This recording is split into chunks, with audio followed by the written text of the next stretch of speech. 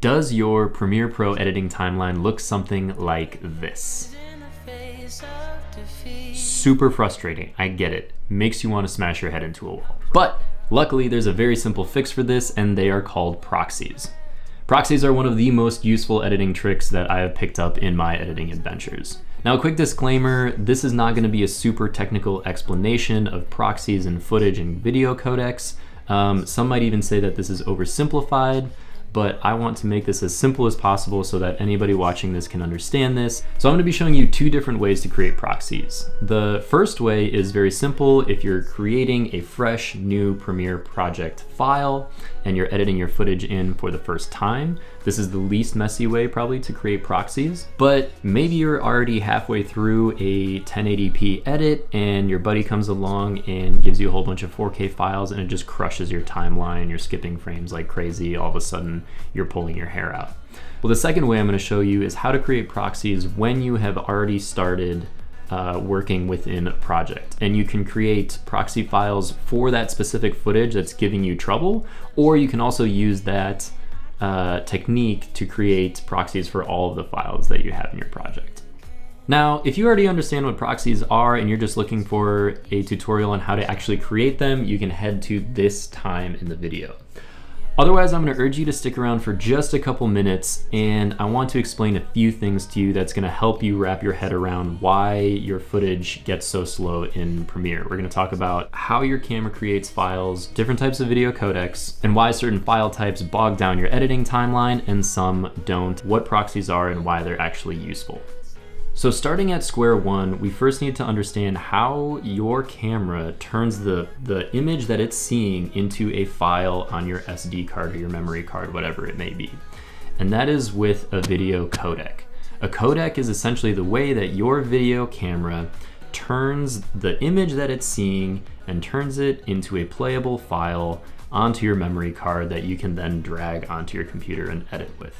For simplicity's sake, we're going to say that there are two different types of video codecs out there. There are low compression codecs and there are high compression codecs. And this is the super important distinction about why your editing timeline struggles in Premiere. What may seem counterintuitive is that the low compression footage is going to play back a lot smoother than the high compression footage. That being said, high compression footage is what you much more frequently find in consumer level video cameras. So for example, I'm shooting on my A6400. I'm using a much higher compression video file than I would be if I'm shooting on my, wait for it, on my Zcam E2 and I want to shoot with Apple ProRes.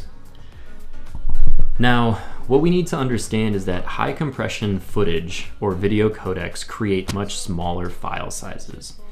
And those smaller files obviously allow you to put more footage onto a certain memory card or SD card, CFast card, whatever you're recording to. What that does mean though is because it's so compressed, and you can still get a great image out of a high compression video codec, because it's so compressed, your computer, when you're editing it, has to do a lot more work to decompress it, and that's why you start getting choppy timelines, you start dropping frames in Premiere. When you're using a much lower compression codec like an Apple ProRes or something like that, you're creating much larger file sizes, but your computer has to do way less work to decompress them. And that's what you need to understand here. So now we're going to move on to proxies. What exactly are proxies? Simply put, they are copies of your existing footage transcoded into a much more edit-friendly file type, like a low-resolution ProRes file that your editing timeline has a much easier job decompressing. Now don't worry, when you're exporting your final file, Premiere will be referencing those original high quality files, so your export is going to be using, those high-end 4K files, whatever you're shooting in. One more thing I do want to mention real quick is that proxies aren't just for editing 4K, 8K, raw, high frame rate files, whatever. A lot of times I will use proxies even when I'm editing 1080p projects. Say for example, I'm editing a project that has a lot of interviews in it and those 1080p files are very long. Even when you're like scrubbing through the timeline, you'll see that your computer can have a hard time keeping up. And even though I edit on a somewhat blinged out MacBook, it can still get bogged down. So I'm actually getting to the point where every time I start a fresh project, no matter what type of files I'm using, I create proxies because they just make the editing process so much smoother, so much more enjoyable, and honestly, you're gonna get through your edit faster. So how do you know when to shoot low versus high compression video codec files? Well, to make it easy, honestly, most cameras in your recreational or kind of average consumer markets shoot only high compression video codecs, which is fine, which makes it easy. And if you're someone who's just making YouTube videos occasionally or like a recreational video, I'd recommend that you shoot in those high compression codecs like H.265, H.264 anyway, because you're going to save so much space. That's the one drawback of the low compression files, is that they create enormous file sizes and you're going to absolutely burn through storage space. Let me actually show you real quick the difference in how much H.265 4K footage I can save on this 256 gigabyte CFast 2.0 card versus Apple ProRes HQ footage. It's enormous. And even though storage prices have come way down over time, you're going to be burning through storage space so fast. I honestly think that shooting in those high compression video codecs is the way to go. You're gonna have the minor inconvenience of creating proxies when you do work on those projects, but you're gonna save a ton of space and money in the long run. So just to quickly recap, high compression codecs, much smaller file sizes, still retain great quality. It will save you a lot in the long run in storage, but you're gonna have a choppy editing experience, therefore you have a high chance of needing to create proxies. Low compression codecs have huge file sizes, excellent quality. They will burn a hole in your pocket paying for all the new hard drives you're gonna need, but you're gonna have a smoother editing experience, meaning a lower chance of needing to create proxies. So hopefully you're able to stick with me through that. That hopefully clears up a lot about why certain footage is a lot more difficult to work with in Premiere and what you can do about it. So without any further ado, let's hop into the editing tutorial. So hopping into the simple part of the video, I'm gonna keep this short and sweet, I promise. I'm gonna show you guys those 2 ways to create proxies in Adobe Premiere. Let's get started. So here we have on my desktop, I already have saved 2 separate projects that we're gonna work in here for the 2 separate examples. And we're gonna start with this project tutorial folder right here.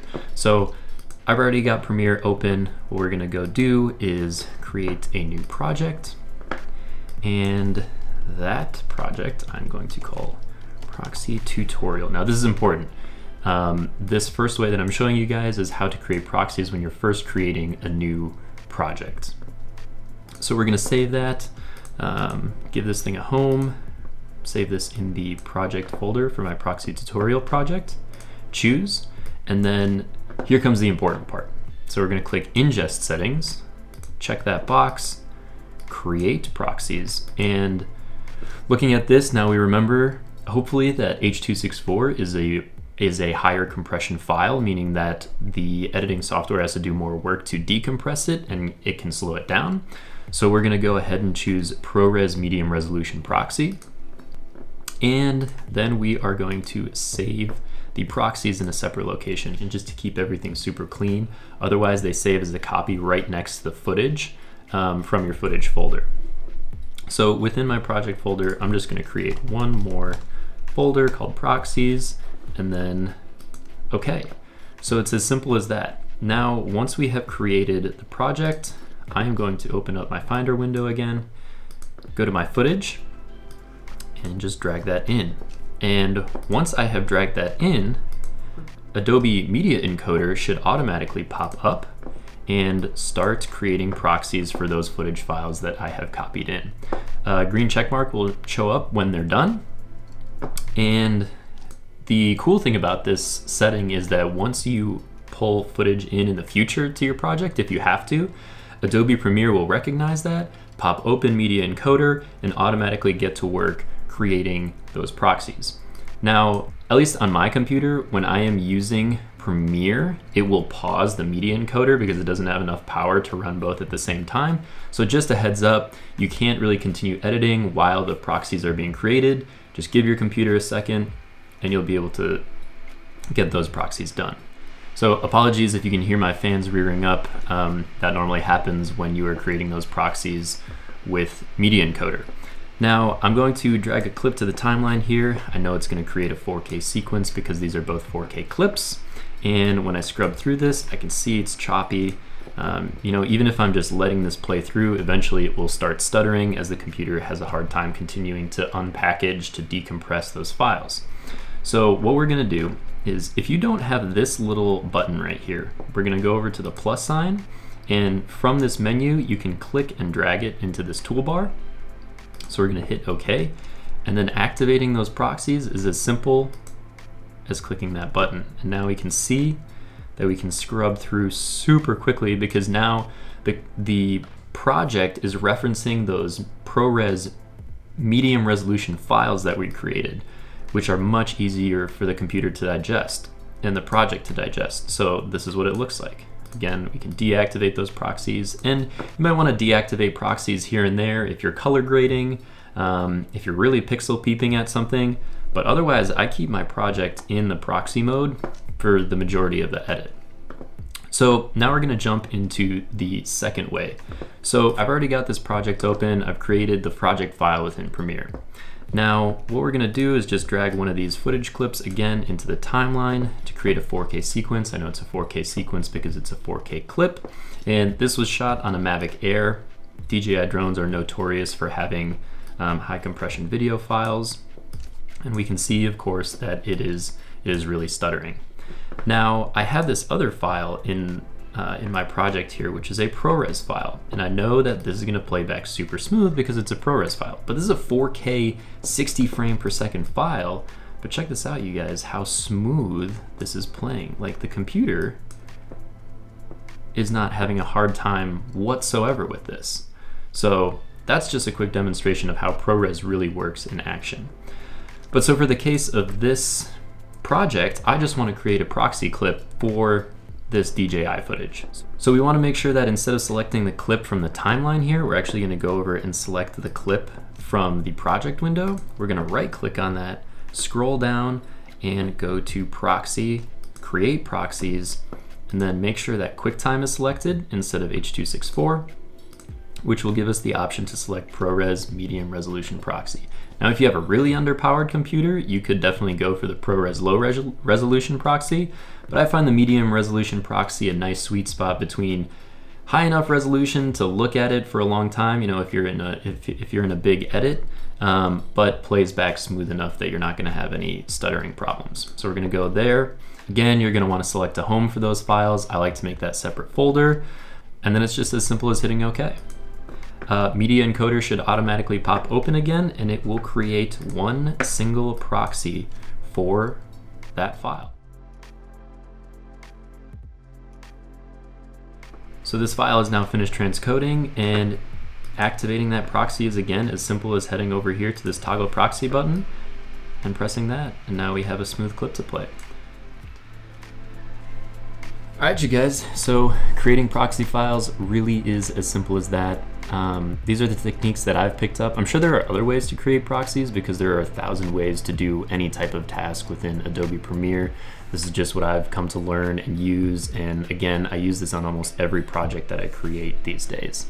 So comment down below if this helped you out, or again, if you do have a different way of creating proxies or a more effective way of creating proxies. Let me know if there are any other tutorials that you'd like to see. But other than that, hopefully this helped you guys out, and I will catch you guys next time.